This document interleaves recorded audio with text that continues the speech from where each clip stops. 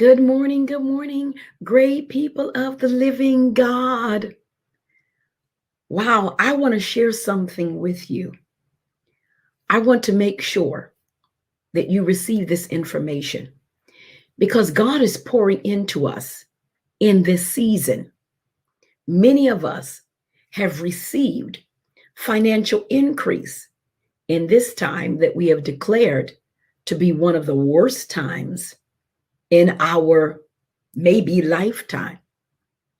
But God has allowed some things to come to us, and He has allowed us to be stewards over those things. But listen, while He has given those things to us, we must learn how to manage them. Not too long ago, I spoke with Dr. Helen Crawley, and she shared with us concerning managing money. She shared with us concerning how to handle money and dealing with our credit and many other things. I did not want this moment to pass you by without allowing you to hear what this woman of God is saying.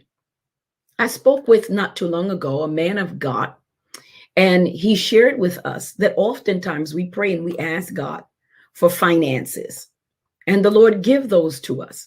But what we do is we turn around and eat up our seed. In other words, we go out a lot, eat out a lot, and the groceries that we have at home that we purchased grow to ruin. You know what I'm saying. So listen, hear this woman of God. Hear this woman of God share with us on how we can manage money and how we can handle what God has given unto us. Let's go in right now to hear the woman of God. So let me introduce my guest so we can get started.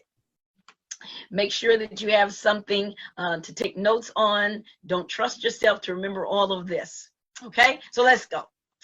Many of you may already know my guest.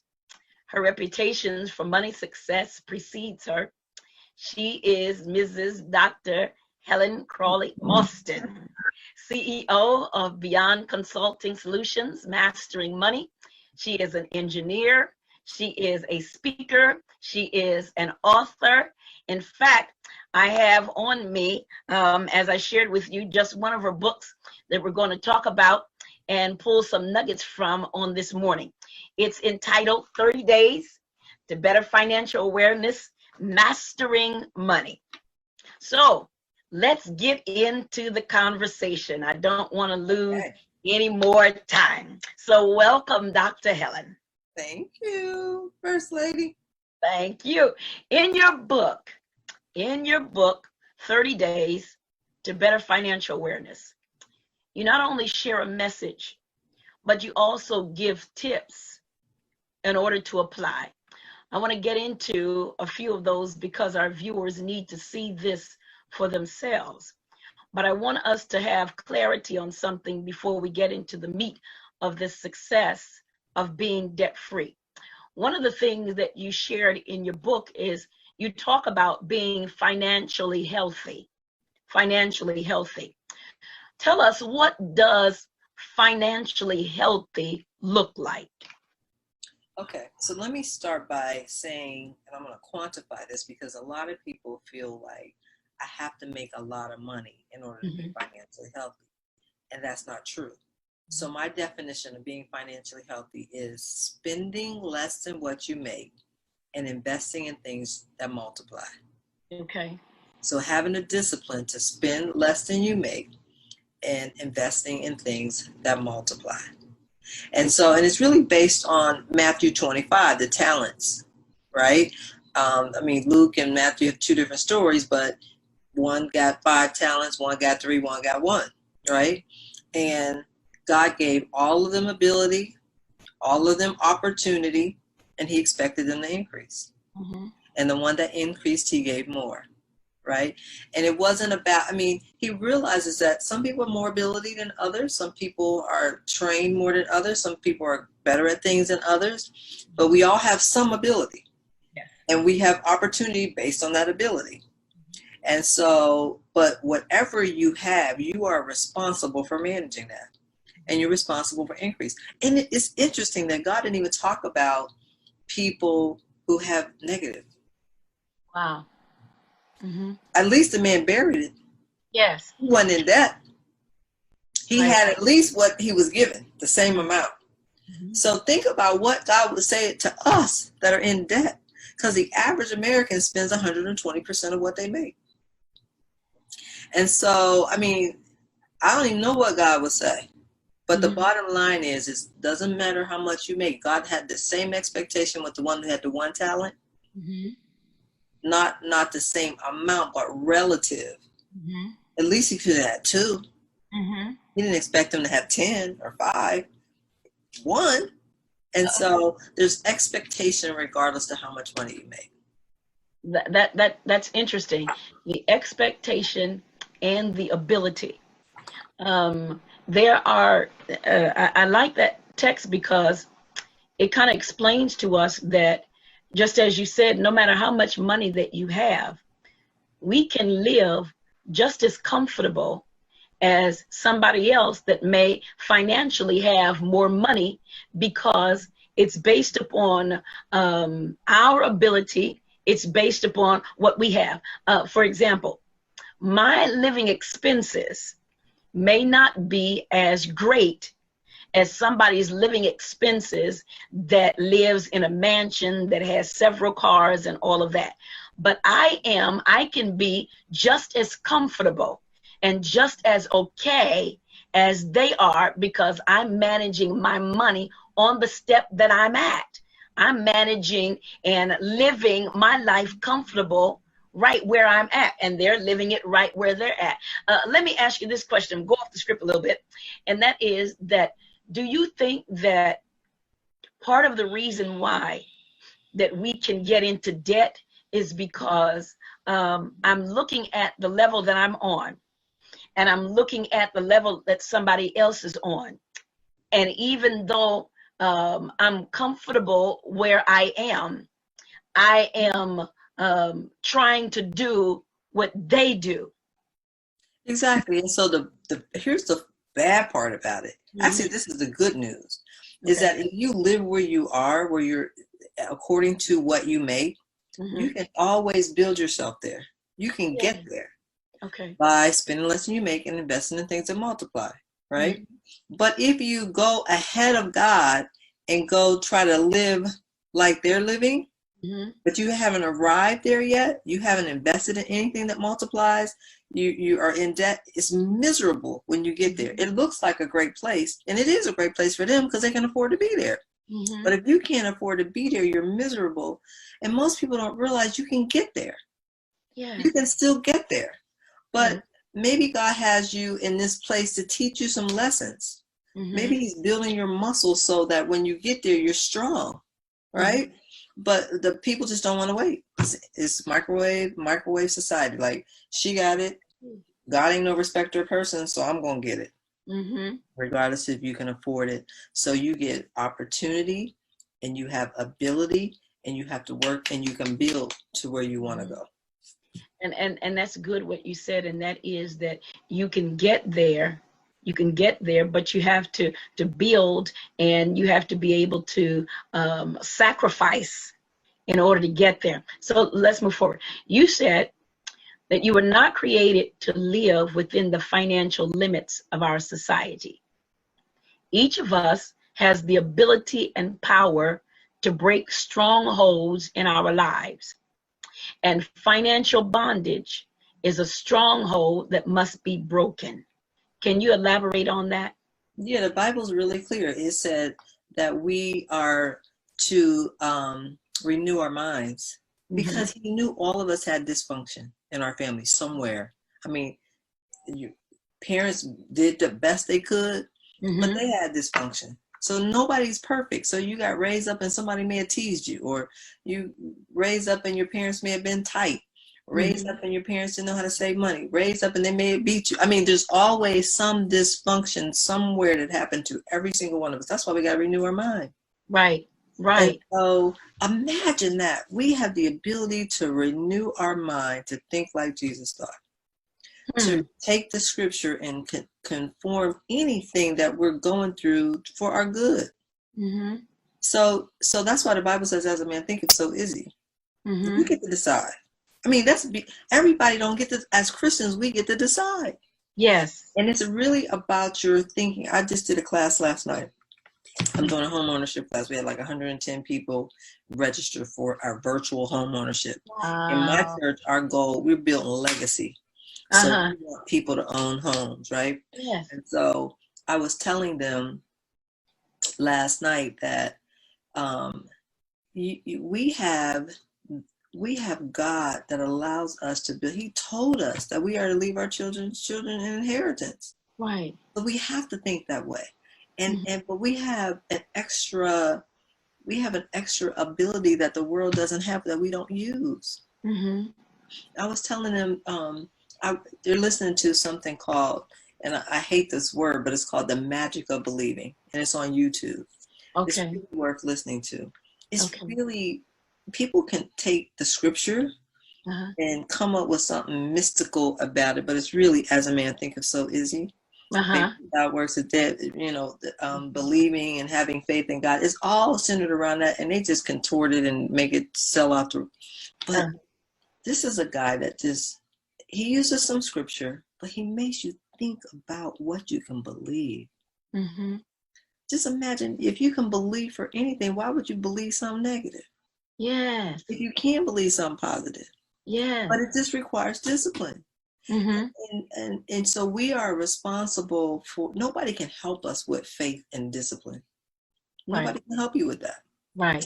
You got to do the work. Right. And most of the time people don't want to do the work that's required. And it's required. There's some people who are really, really blessed. And let's say a surgeon. Yes. You're like, man, that surgeon, he make like a $500,000, $1 million a year. But look how much school he had to go through. Right. That required discipline.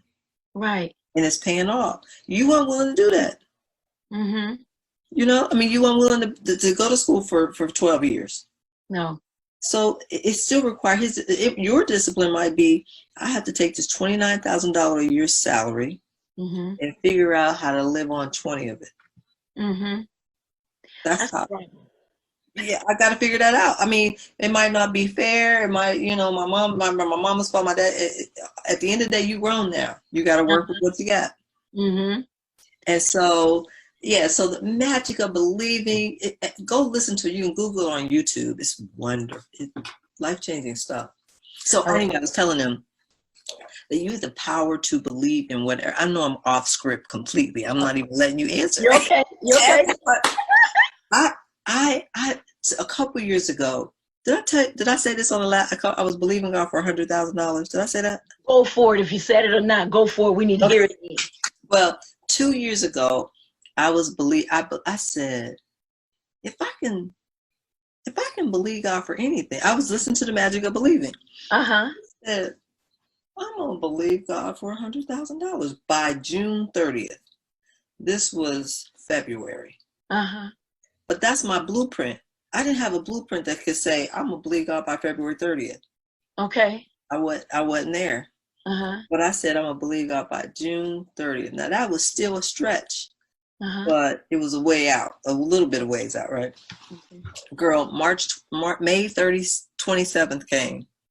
It was May 27th, my anniversary. I was speaking at the PAW First Ladies Retreat. And it was my anniversary. I took my husband, and we were sitting by the dock of the bay, right? And I said, God, it's May 27th, and I ain't got none of the $100,000. So I said, maybe I should move that out to August 30th. Yeah, well, maybe I should just say, God. And I said, no, I'm gonna believe God for that 100. Let me just tell y'all, between May 27th and June 15th, I got $100,000. Wow. While I said, God, I'm just gonna believe. Somebody called me and said, hey, did you hear that this company needs your business services? I had just started my business, didn't have near a customer. And I said, no, who? She said, I'm gonna have her call you. I thought somebody reached out to you. I think they need your business services. May 27th, right?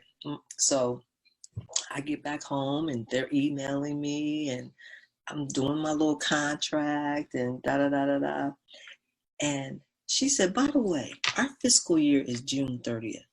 Would you mind if we paid you in advance? I was like, God. Just when she said the word June 30th, you can't orchestrate that. You can't imagine to ask for that. Right. Then I was selling some property. I'm from Steubenville, and I had a bunch of houses. I wanted to sell like 11 of them. I packaged them together. This guy said he wanted to buy them, but he said, I got to do a land contract because, I probably can't get the mortgage. He called me so this was June 1st. He said, I got pre-approved for it. Would you mind if I paid you if we close next week? The bank approved my loan to get all the houses.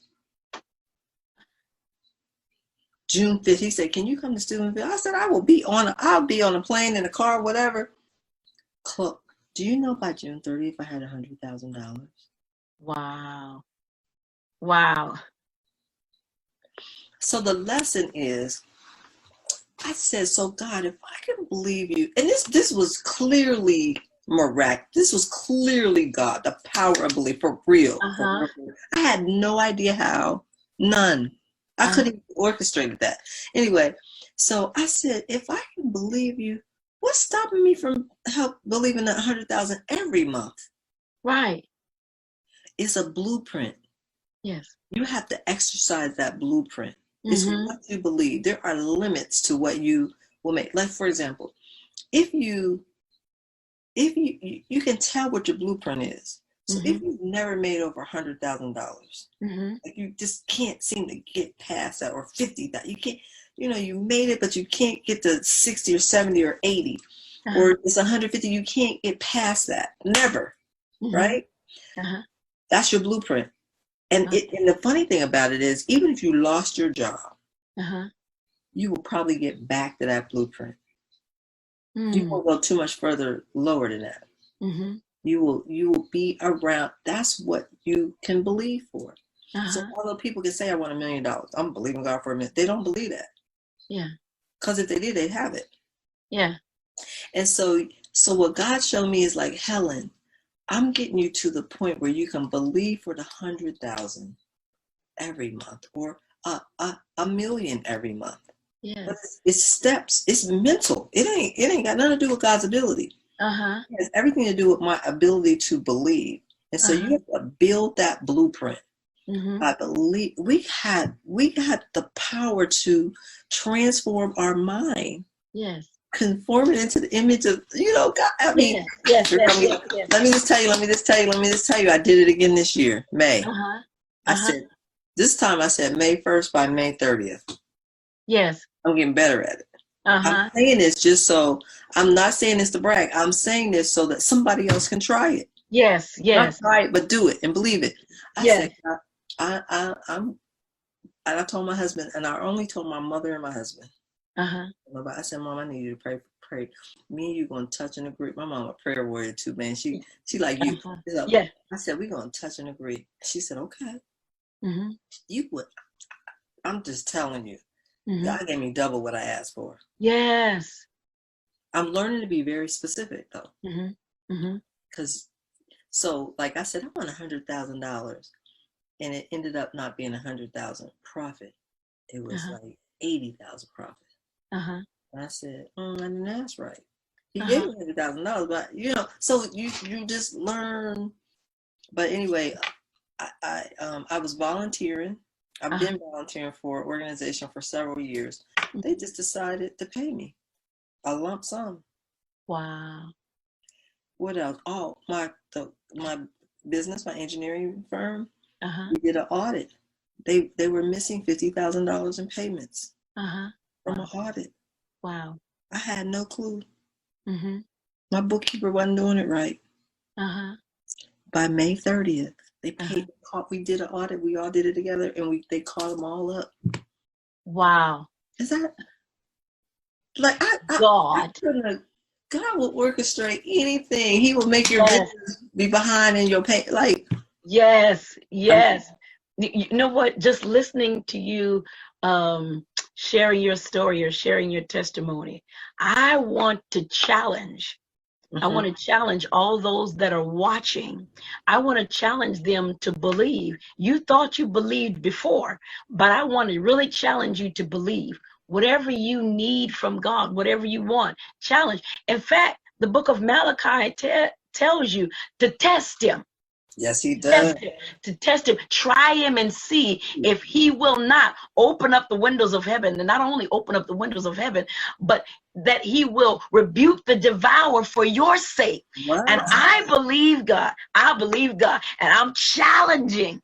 Yeah, I am. I'm challenging not only those that are viewing, but I'm challenging myself. Now, since God is not a respecter of persons, he's not. If he can do it for you, Dr. Helen, he can do it for me. So I'm putting it out there. I'm challenging God, and then I'm going to come back and I'm going to give him my testimony. Okay. God did it. God did it. God did it. Okay. So let's move forward. Let's move forward. You said you have to plan to get what you want.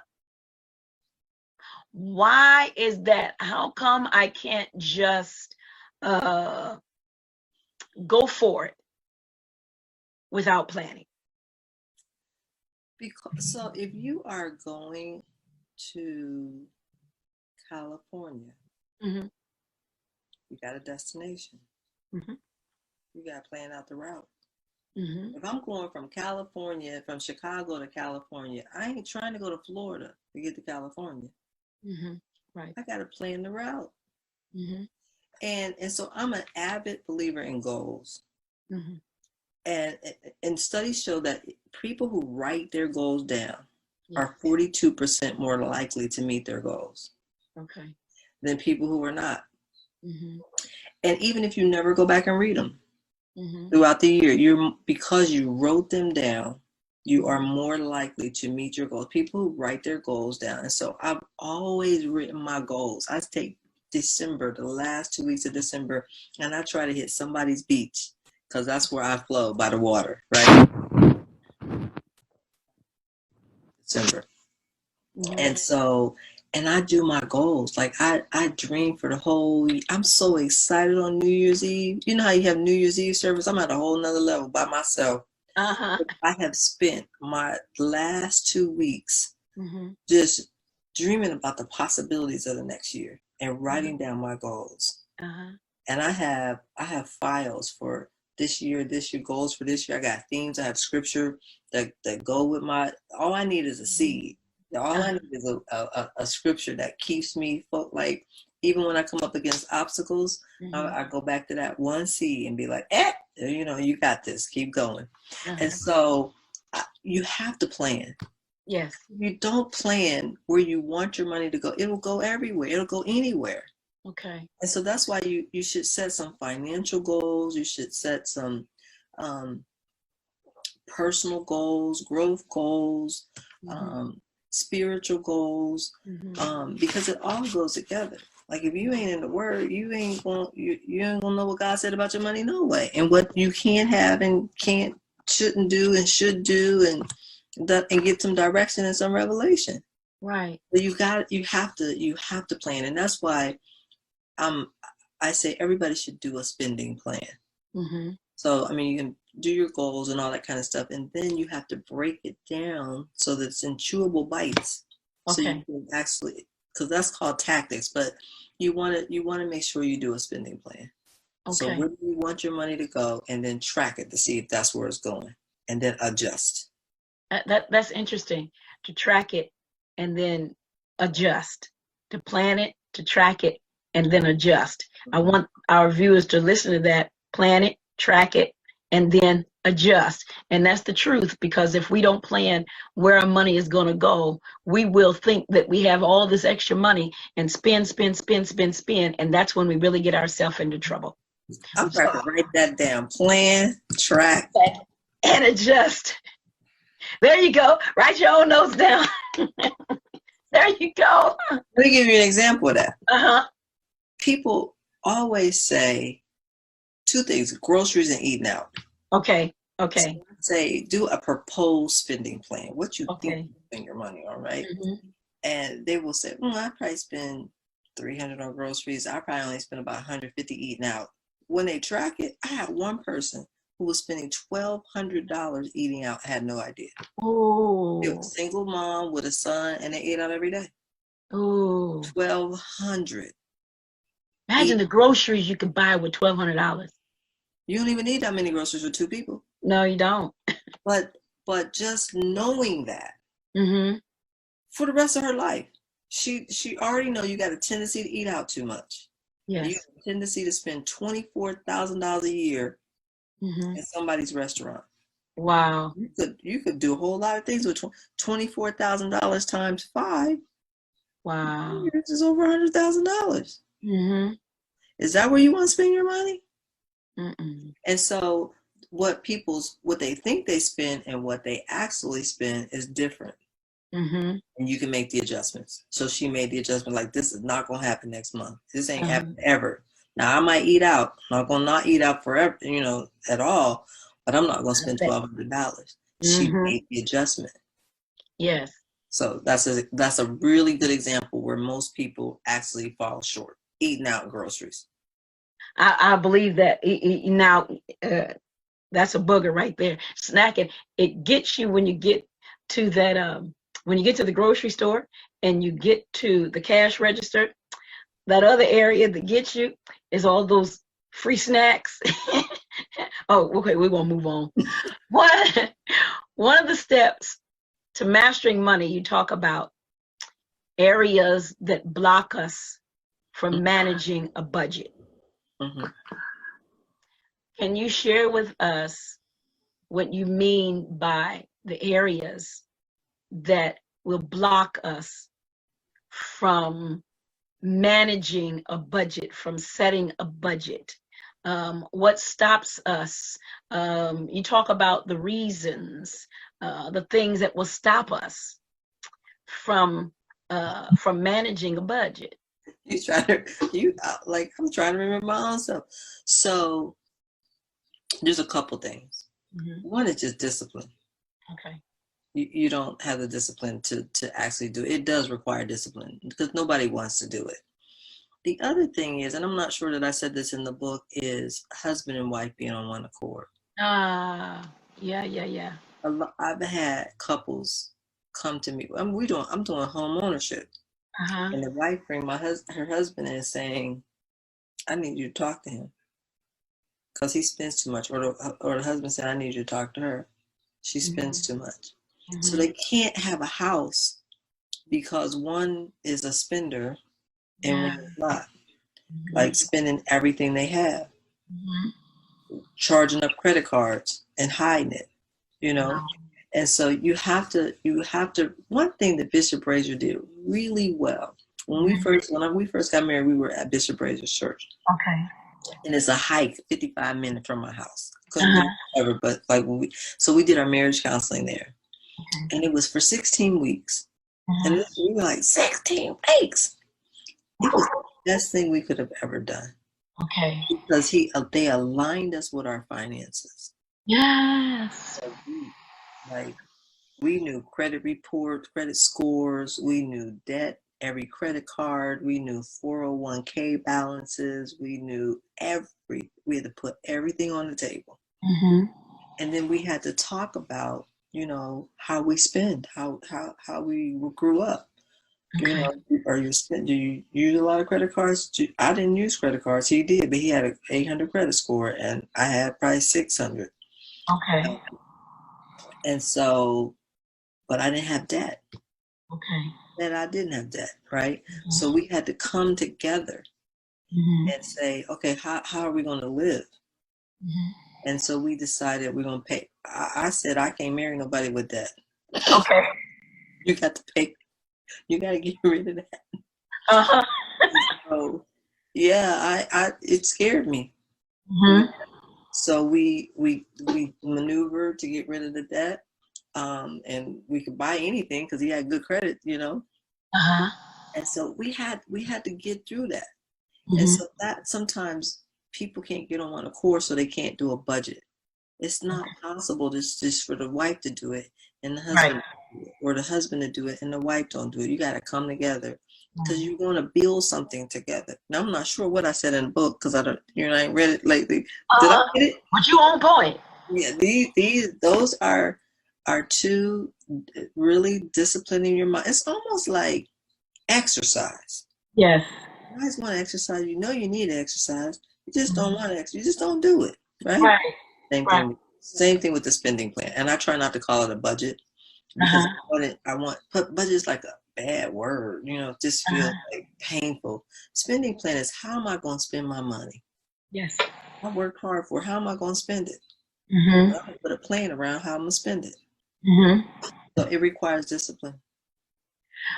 I hear this a lot. I don't need a budget. I just need more money. You talk about the first step to changing direction. Talk to us a bit about that. So, direction, or you that they need more money? Well, that's the word, that I don't need a budget or I don't need a spending plan. I just need more money. And if I have more money, so talk to us about the first step of changing direction or changing our outlook. So I always say this. It's not, I don't care what anybody say. It's not about how much money you make. It's about how much money you spend. Okay. Never about how much you make. Because if I made $1,000 a month, Mhm. Right? Somebody like, you can't live off $1,000 a month. Then I got to live with my mom. Yes. Or, you could figure it out if you had to. Right. It's just Right. you don't get the niceties in life until you spend less than what you make and invest in things that multiply. Uh-huh. Did I tell y'all the story about the lady in Trinidad last time? I don't think Okay, so. I'll tell y'all the story. This Okay. settles everybody from saying I don't make enough money. Period. Okay. Like Okay. I don't hear. That's not an excuse for me ever anymore. Uh-huh. So I was doing an 8-week session in Trinidad. Pastor was Mhm. sending me every 2 weeks. We flew into the country, right? Uh-huh. And so one week we flew in early, like on a Friday, and we had individual office hours with people. If they want Okay. to come talk to us before the session, they could. And Okay. so this lady walks in. I promise you, I ain't trying to lie. She looked like Celie from The Color Purple. Uh-huh. Uh-huh. Head down, like just beaten down, like like how she was on The Color Purple. Yes. And she had a portfolio with her, and she walked in, and she showed me her budget. This lady made 1,000 TTs, which is $300 a month, and she has 6 kids. Oh. Now Trinidad is not a poor country. It's Okay. not a vacation spot because it's full of oil. So there's Uh-huh. lots of oil rigs and all that kind of stuff, and so it's a very wealthy little island. Okay. They do have poor people, but it's overall it's not a poor island. Okay. So making $300 or 1,000 TTs is not good even in Trinidad. She has 6 kids. Wow. She tithed every single month. Okay. She paid her offering every single month, tracked it, Uh-huh. and she saved every single month. Okay. $300 a month US, 6 Okay. kids. I said, how did you do that? She said, we all ate off of one plate every day. My 6 kids and me. We never had like cell phones, and my kids didn't have new clothes, but we had each other. She had some things she did in her farm or whatever, but they ate off of one plate every day. Wow. She didn't say, I ain't gonna save none because I got 6 kids. Or it's impossible for me to say. It was a non-negotiable. She tithed, she didn't just tithe, she gave offering. Some people just tithe, they don't get offering. She tithed, she gave her offering, and she saved. And you know what? She walked in with blueprints for her new house and her school that she was building on the side of her. She was a school teacher all her life, and she always wanted her own school. She'd been saving for so many. In Trinidad, they don't just give you a loan for 90%. You got to get 50%, and then they'll give you the other 50%. She saved that much. She was building a house with a school on it, and they had broke the ground. She showed me the architectural diagram. Oh my goodness. Daughter is now a pharmacist. Her son is in the Universal Soul Circus. I mean, her kids are professionals. They made it. They survived. They ate off of one plate, all of them. Oh my goodness. So I said, you know what? You're the best money manager I have ever met in my life. You ain't kidding. She said, nobody has ever said I've done anything good in my life. I said, well, I don't care if nobody ever said anything good, that you did anything good. You did. I'm telling you, I don't know nobody like you. Oh. I went and told her pastor, I said, matter of fact, I need to call them to see if her house is done. Oh, I'm inspired. Oh my It goodness. don't matter. So I don't want to hear nothing. I don't want to hear nothing from nobody. It don't matter how much money you make. There's some lesson in it. Her latter days. Yes. Her latter days are gonna be better. You see what I'm saying? Ooh, yeah. It was hard for her. Can you imagine? What the other kids had, they can't eat with the other kids. They probably a little hungry. They're used to it. Yeah, that's inspiring. And again, I want to challenge those that are watching us. If we take a look at in this pandemic, we found out that there are some things that we really don't need.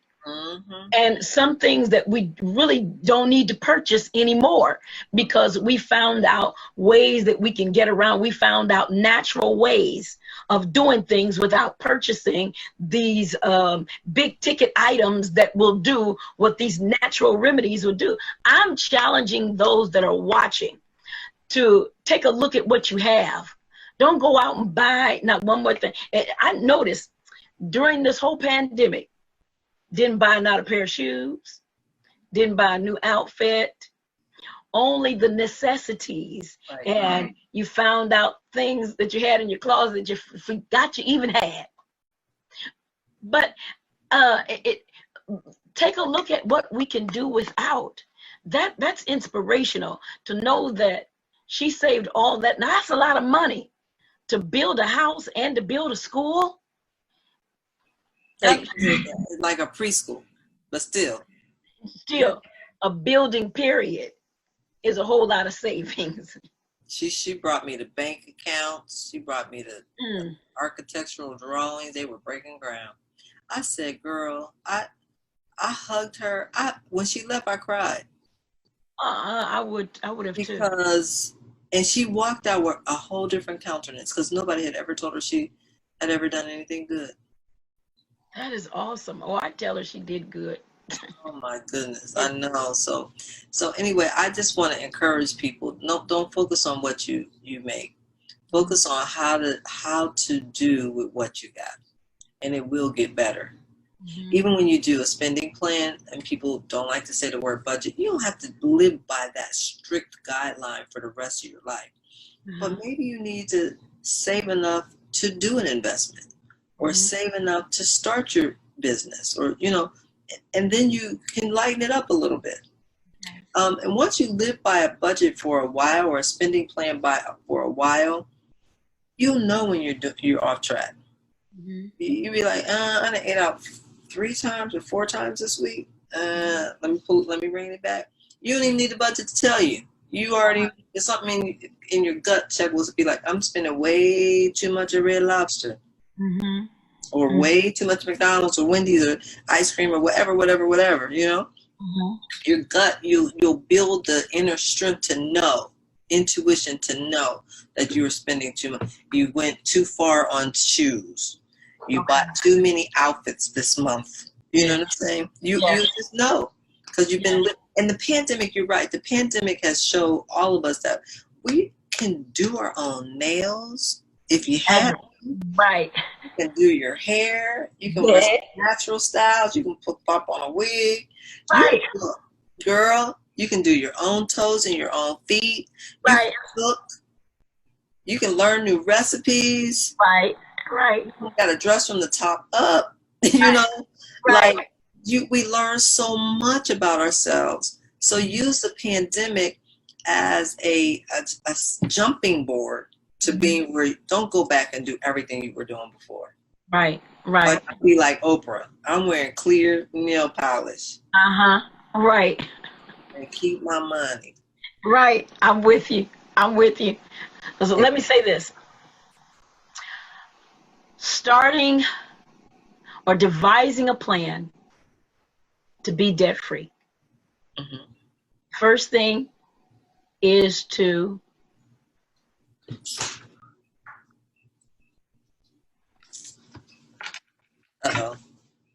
Did we get cut off?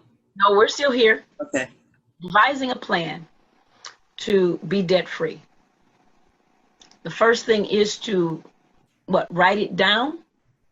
Yes.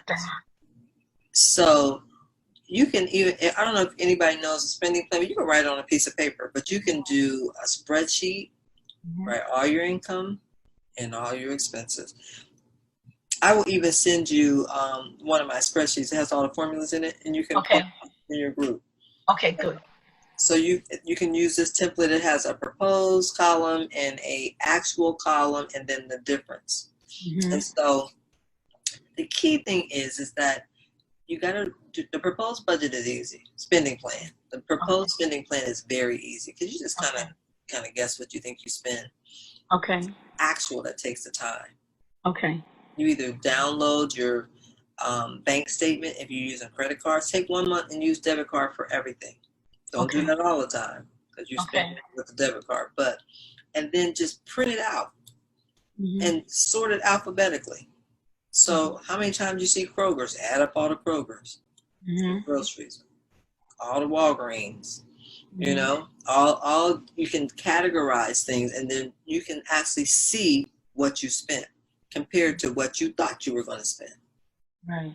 And that's the most important thing. And if you don't use a debit card, keep your receipts. Put the little basket by the door, drop the receipts in at the end of the month, add it up and see where you actually, it's an aha, it'll be an aha moment for you. That's awesome. So, when we're to devise a plan, we understand about devising a plan now. We're getting ready to either run a copy of our debit spending or the receipts that we have now. What can be considered or what is disposable income? Okay. So disposable income is the difference between your income and your expenses. How much you have left. So Okay. take your income, subtract your expenses, the remaining is Okay. your overflow. Okay. That's where you give your offering. That's where you do your investments. Mm-hmm. That's where you go on vacation. Mm-hmm. So those are that the goal is to grow that disposable income so Mm-hmm. you can do something. That's where you invest in things that multiply. Okay. It's from the overflow. But That, that's also how you know where you can give. So if okay. you manage, you can be like, "Ah, you gave me a lot of overflow this month." Uh-huh. And the key to that is defining your wants. So Yeah. we know we got obligations, we know we have necessities, but it's those wants that we have to control. Uh-huh. Things you ain't gotta have, things you don't need, but you just want them. Okay. And the problem comes in is when the wants just keep growing, regardless of how much you make. It just, I got a house, but I got a big raise. I want a bigger house. Mm-hmm. Or I got a car. It's a nice car, but I get a big raise. I got to get a better car. Versus that's overflow. So figure out, write down what it is you want. Okay. When God gives you that, overflow is very clear. Okay. Okay. So when we first moved in our house, I wrote down everything I wanted. Mm-hmm. I wanted a dining room set. I wanted a new bedroom set. We had all the furniture because I was 38 when I got married. We had everything we needed, but he had his old stuff. I had my old stuff, and I was like, I got a new house, but I got old furniture. But I refused to just go buy all new furniture. Mm-hmm. So we just refurnished each room. But I had a whole list of wants, very clear, and I was just checking them off, right? Mm-hmm. And then I remembered, well, I got a dining room set, and I had a dining room set I had in mind. And then we had, we got there, we had more money, and I said, I could get a really nice dining room set. And God reminded me, that ain't what you put on your list. Uh-huh. That wasn't one of your wants. You changed your wants now that you got more money. And that's where you have to define that. So then when you get overflow, you're not just spending it still in your wants. Mm-hmm. You know what I'm saying? And that's most people don't define their wants. Okay. We are uh, running out of time. You get ready to ask for a part 3? Oh, Lord. There's a big possibility. But here's what I'd like for you to do. If you can, in these last few minutes, we have about a minute and a half, if you can share with us some last words for those of us that are on the road and really desire to be debt free, really desire to master our money, what would be your final words to them on this journey?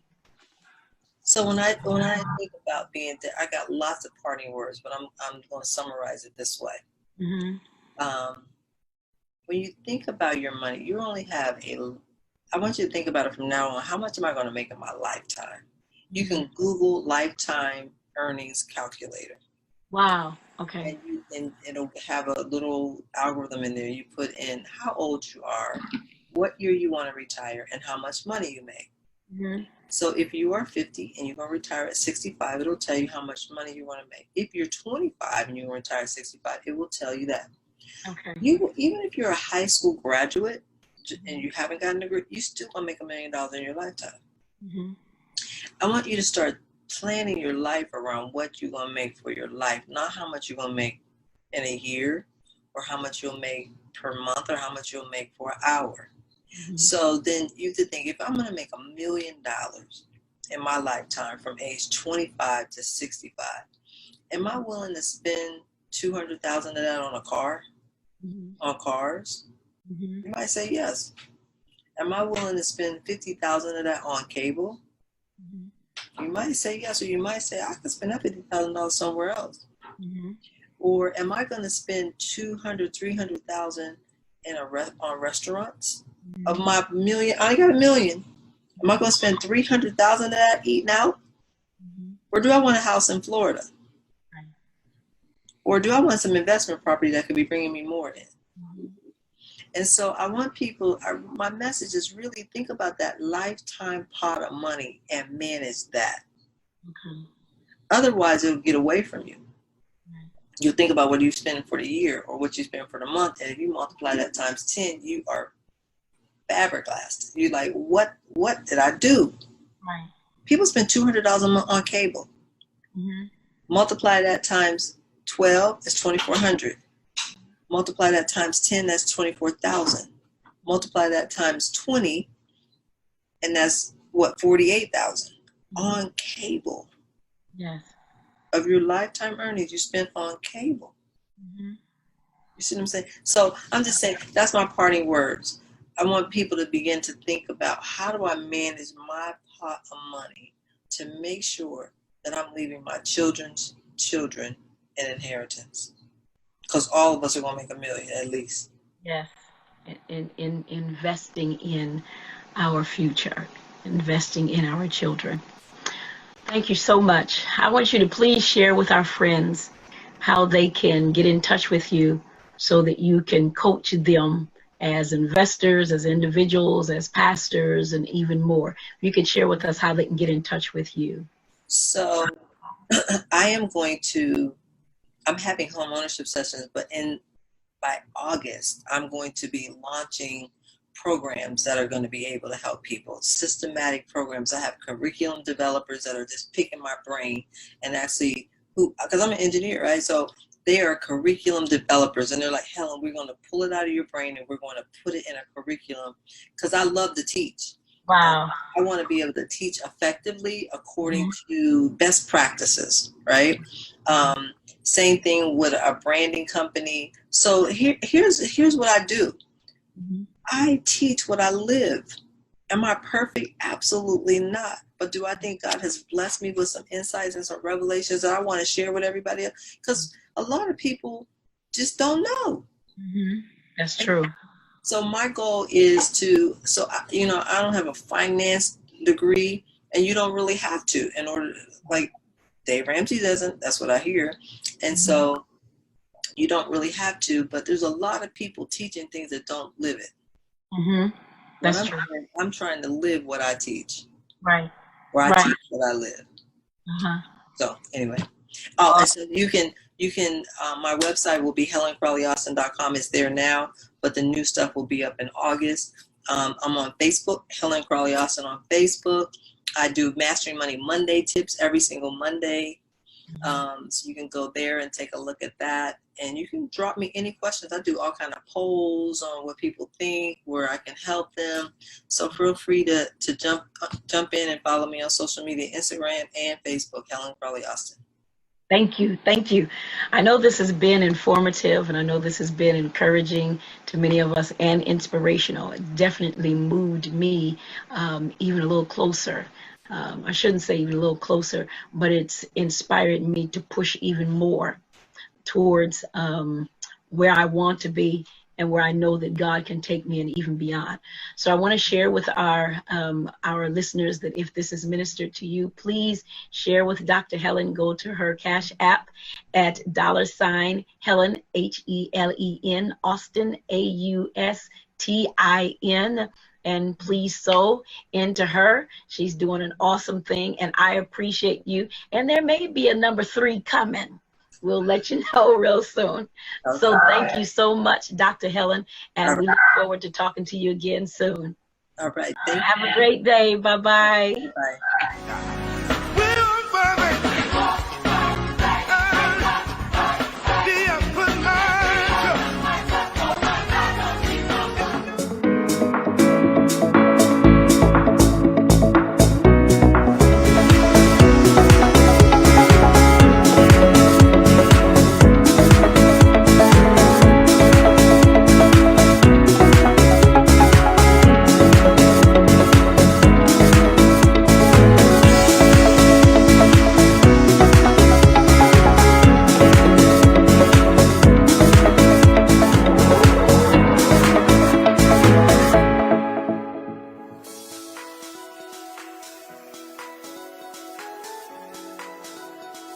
Hey family, what's going on? Listen, we are currently on location of our new home for Back at One 2021 this year for the dates of October 14th through the 16th. Listen, we just want to check and remind you guys, if you have not registered, you need to register.